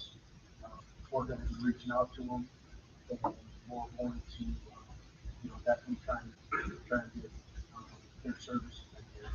With, CIP training for us, we're trying to get the social worker here, and we're trying to change the way we do business in the police department. And sometimes it's police department work, police officer work turns into like a production line, unfortunately. We get to a point where it's just run, and at some point you stop seeing faces, you start seeing people, and you just start seeing runs. And I'm hoping that with some additional resources and things like that, we can change that method of responding. Take a little more time with people. Sometimes a quick conversation can change everything. So that's kind of what we're working on. So with their assistance and trying to get better training, because we don't know everything, and we need to learn. So we're open to that. So again, thank you. Thank you. Before we get into too many questions, I want to introduce our newest reserve officer, Samir. You want to come on up and introduce yourself? Let me get off that easy.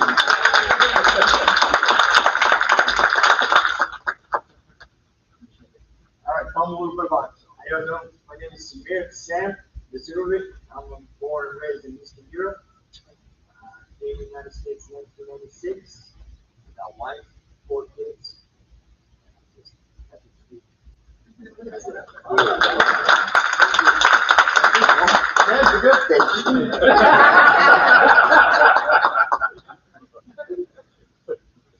All right. So again, we're working on trying to get some people in here, more people. So if you guys know anyone, if any of yourselves want to dabble in being a reserve, we're more than welcome to join the family. Or if you don't even want to do certain things, we're looking for the best candidates out there. So, I want to address something. I want to address really a Facebook website. It's concerned citizens. I know you guys all know about it. To me, it's a blessing and a curse. I like it because I can get real feedback from it when I read it. Sometimes I hear things that I don't want to hear. Some people hate the police. I would argue that they don't give us a shot, they don't give us a chance, but it is what it is. The thing I dislike about it is I can never respond to it because no administrator will allow me to respond. There is no administrator. Yeah, so for me, that site, that part sucks. But this is kind of my forum now, so I can respond to it. So I did see something on the site most recently about some officers littering. They responded to a run, shooting, on Fair Street. At some point, they put some gloves on. They took the gloves off. They threw them on the ground. And, I'm getting mixed stories. Some officers are saying they put the gloves on the ground to mark some evidence or whatnot, which that would have been okay had they picked it up. Okay. But the fact is, they obviously did it because someone was put in a position where they had to clean up after us. For me, that's embarrassing, number one. Secondly, littering is a huge pet peeve of mine. I recently sent out an email to all the staff that it's something I won't condone. It's something we're not going to tolerate. And, again, I'm embarrassed. I don't even allow my kids. If kids chew bubble gum, they want to throw it out the window. I don't even allow it. Because to me, that's literally disrespect. And, we've got enough issues in the city on our part. We certainly don't want the police department to contribute to that. So, for whomever it was who picked it up, I apologize to you. And I can assure you that's not the case. So, thank you for bringing that to our attention. Anyone else have any questions for the policeman? Yes, ma'am. Okay. Well, first I want to say, I want to compliment a couple of your officers. Okay. They're new. I've been in Highland Park for 14 years, and they came up and introduced themselves to me and told me about features, what was going on, and I appreciated that. Then, before I get to the other officer that I got a little issue with, I want to present this. This is a police report. There was a bad accident, April 11th. April 11th, there was a very bad accident in my backyard, which was John R. and Davidson Service Drive.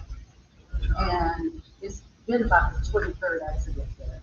But every time it happens, I end up having to put my fence back. Okay, one, insurance put me back in 21. This accident was so severe that the tires flew off the car, and the car ended up in my yard. So when I came to the police, well, it took me 19 days to get a report. So when I got the report, everything's blacked out. So I feel I'm a victim, but I'm told by the officers I'm not entitled to know who caused the accident. But yet, I have a fence that's going to cost me $2,000 to put back that I would have to pay for, that I feel is wrong and makes me more of a victim because the person, whether they caused the accident or not, they damaged my property, and I feel I have a right to know who did it. So if I can go to small claims court or deal with my insurance company who want me to give $3,000 deductible, and they tell me their report is the same way, and that's hard to believe. But I want to know why I'm not entitled to the information when I'm a victim. My property was destroyed. Sure. So, one, just so you know that you're an area that is specifically your property. It's something that you have to do.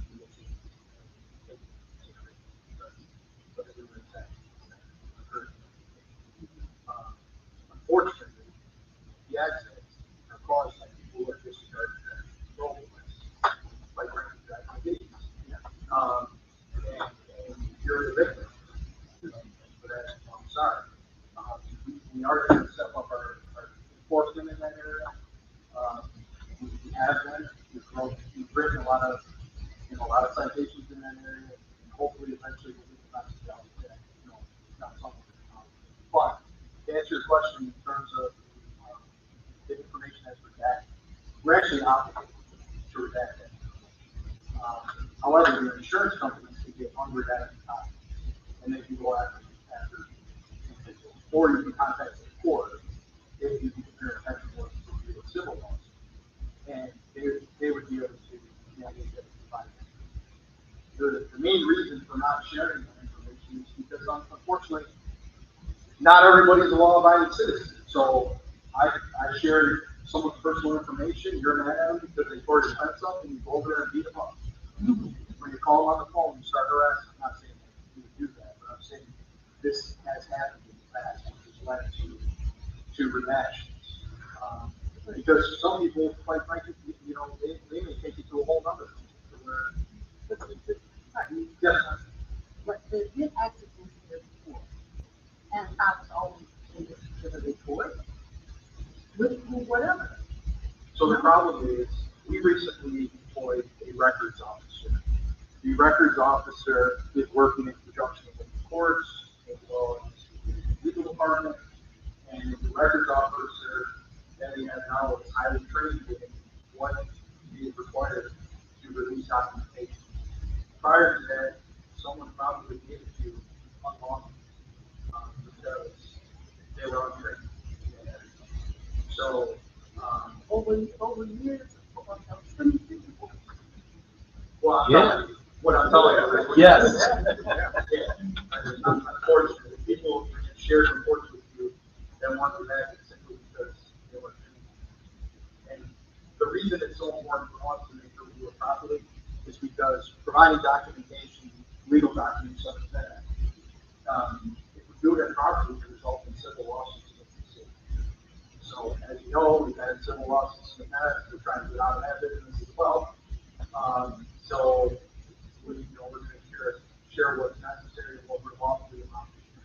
Okay, if my insurance company drops me, and another accident's out there, I'm not gonna take out the court still, I thought it was a citizen. Well, actually, you've got the report. However, in order to get someone's personal information, that would be something you have to go through the courts. And at that point, the court can mandate us to share that information and go back to the civil lawsuit. Okay, so how do I go to the court? Go to the judge, I want. Well, you would go to the clerk, you know, to the district court, you explain to them that your intention is to file a lawsuit, that you were a victim of, you know, some requirement with your property because if you want to file a civil lawsuit, you have to have an insurance. At that point, the ball would be in motion to explain to you how to file that and the information that you provide.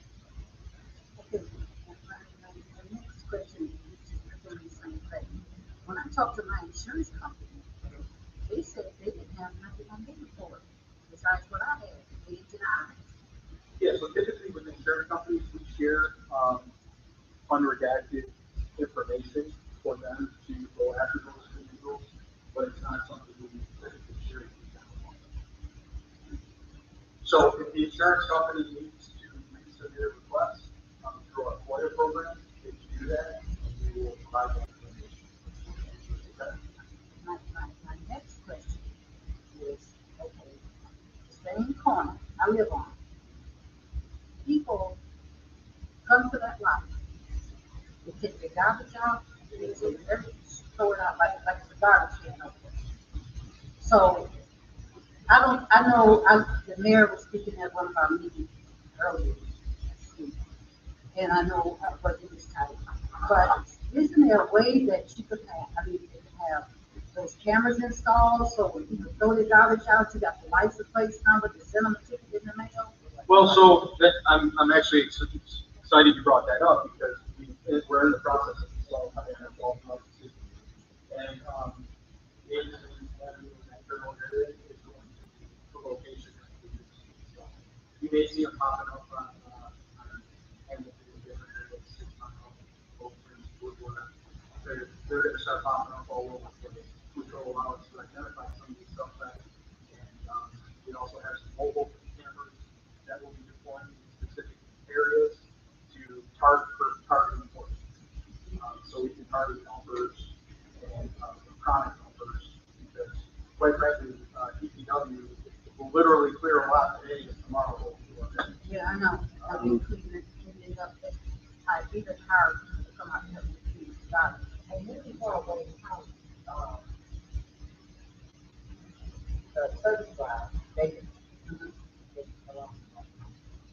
they should have to cover it. Although we do it, and then we have other people go, it is a long time work. So that would be probably the way. I live on I live David and Cuba. When you guys ever come to something, you know. And they have came out,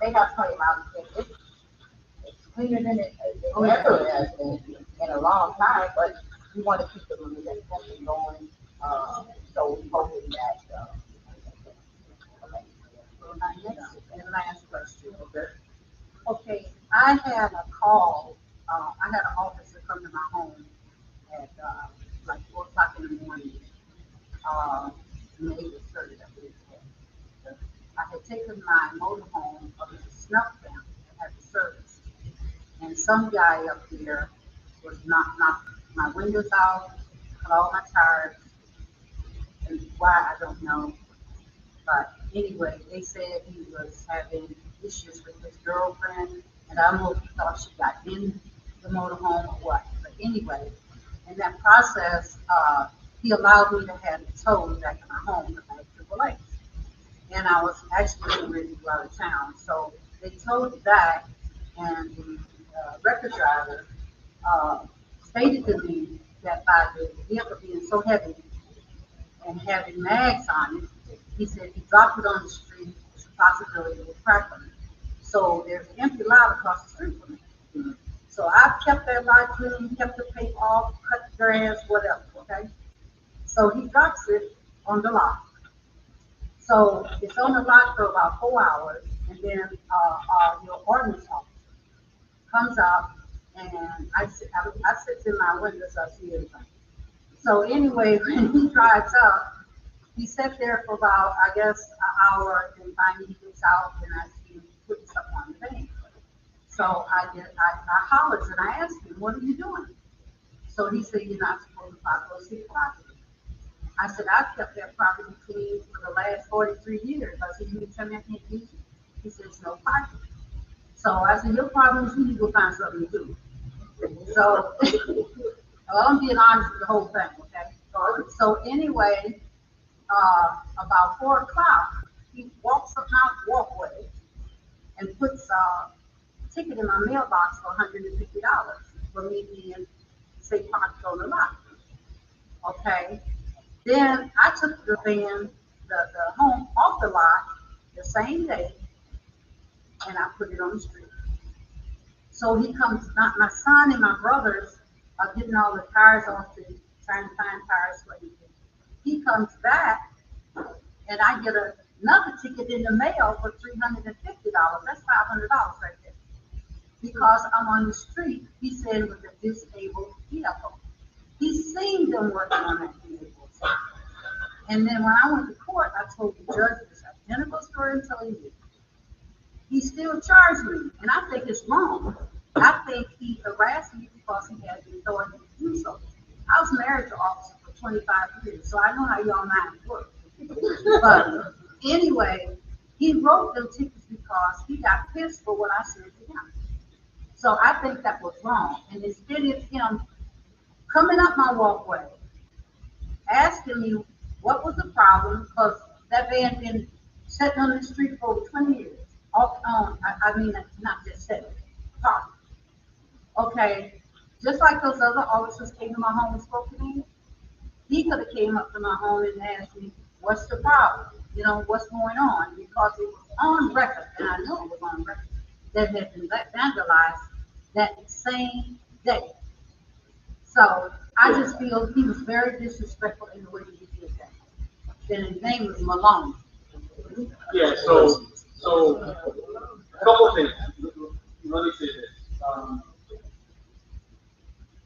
Willow is an ordinance officer. She actually works under the community. However, we're all in the same business, so let me tell you what I believe probably should. Probably should use respect. They're aware of the situation. And a lot of the time, they typically what we'll do is we'll stick around. They have 48 hours to do it. I've even extended it longer for some people who are in a hurry. Okay. What we're trying to do is have uniformity throughout the city. And in order to do that, you know, you've got to be reasonable as well. Some people are having a hard time with like your situation. The time gets so tired. I'm very certain those tires in England are very expensive. $1,100 for the tire. So it's not something, that they had to leave. So, I'm a big proponent of discretion. I think we have discretion for a reason, and in certain instances, you need to utilize it. And, for your situation, I'm sorry, I don't know if there's any recourse or possible recourse, Springfield may work. And, this is the issue, I don't know if it would work for you, but,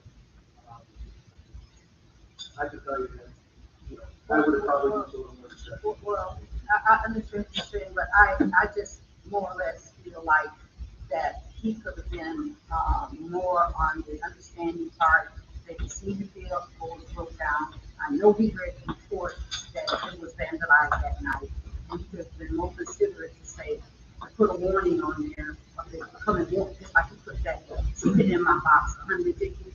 He could have put a warning in my box, 150.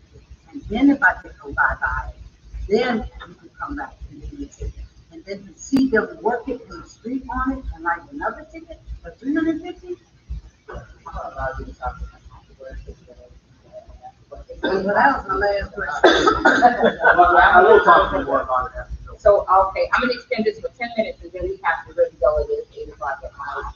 It's 8, so I'm extending for 10 more minutes. And if you have any questions, shoot, feel free. Ran down somebody a couple weeks ago. Some of your officers, my neighbor was asking me on Moss that they came to his residence and asked if he had any footage of, I guess, the suspect. I don't know were they driving through the alley or running through the alley. What I needed to know was this something that I needed to make the other residents aware of. Was crime committed elsewhere, say on Puritan, and they were fleeing the police, or had a crime occurred on the first block of Moss? So I believe, was that at the deal? Like, was it at nighttime? No, it was during the day. Was it what? Was it different? No, what you got? He said they came. He came. So if it's what I think it is, I think someone had their windows broke out, and then we responded, and someone ran. Yeah. But if that's what I'm thinking, I don't know. Yeah, it was at least 2 to 3 weeks ago. And again, the reason I asked, but the same two people that walk up and down and commit all these burglaries, I wanted to make sure that they were not responsible, or if it's something that I needed to share with the community, like, hey, the police apprehended someone breaking into a garage on Puritan. Be mindful about this property, that kind of stuff. And so I never had any specific details that I could share because I don't know what happened, other than my neighbor asking me that the officer came to his residence and asked, and saw that he had a camera in the alley and asked if he had any footage.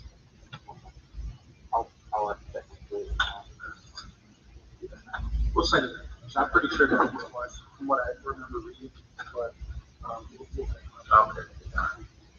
anyone else? Any other questions? I know it's been a long day, but I'm glad we had this, because it's very important that we get these questions answered. And this is the place we have chapel retreat every month. Third Wednesday, fourth Wednesday of every month.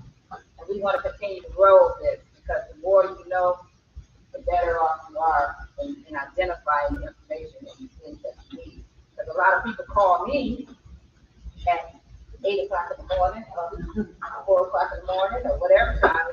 Hey, did you know anything about what's going on with the police? I didn't know. Until I get a report, I don't know what's happening. So this is the place to come ask those questions. First, again, thank you for taking our time. And we're looking forward to continuing these conversations. I am so excited about what's about to happen in Highland Park, as far as making sure that our police officers are community oriented. They're continuing the process. They're out here, and sometimes we get a little negativity, and there's some things that we need to improve on. And Chief McMahon knows that, and he's working on it, and we're all coming together to try to improve what we do.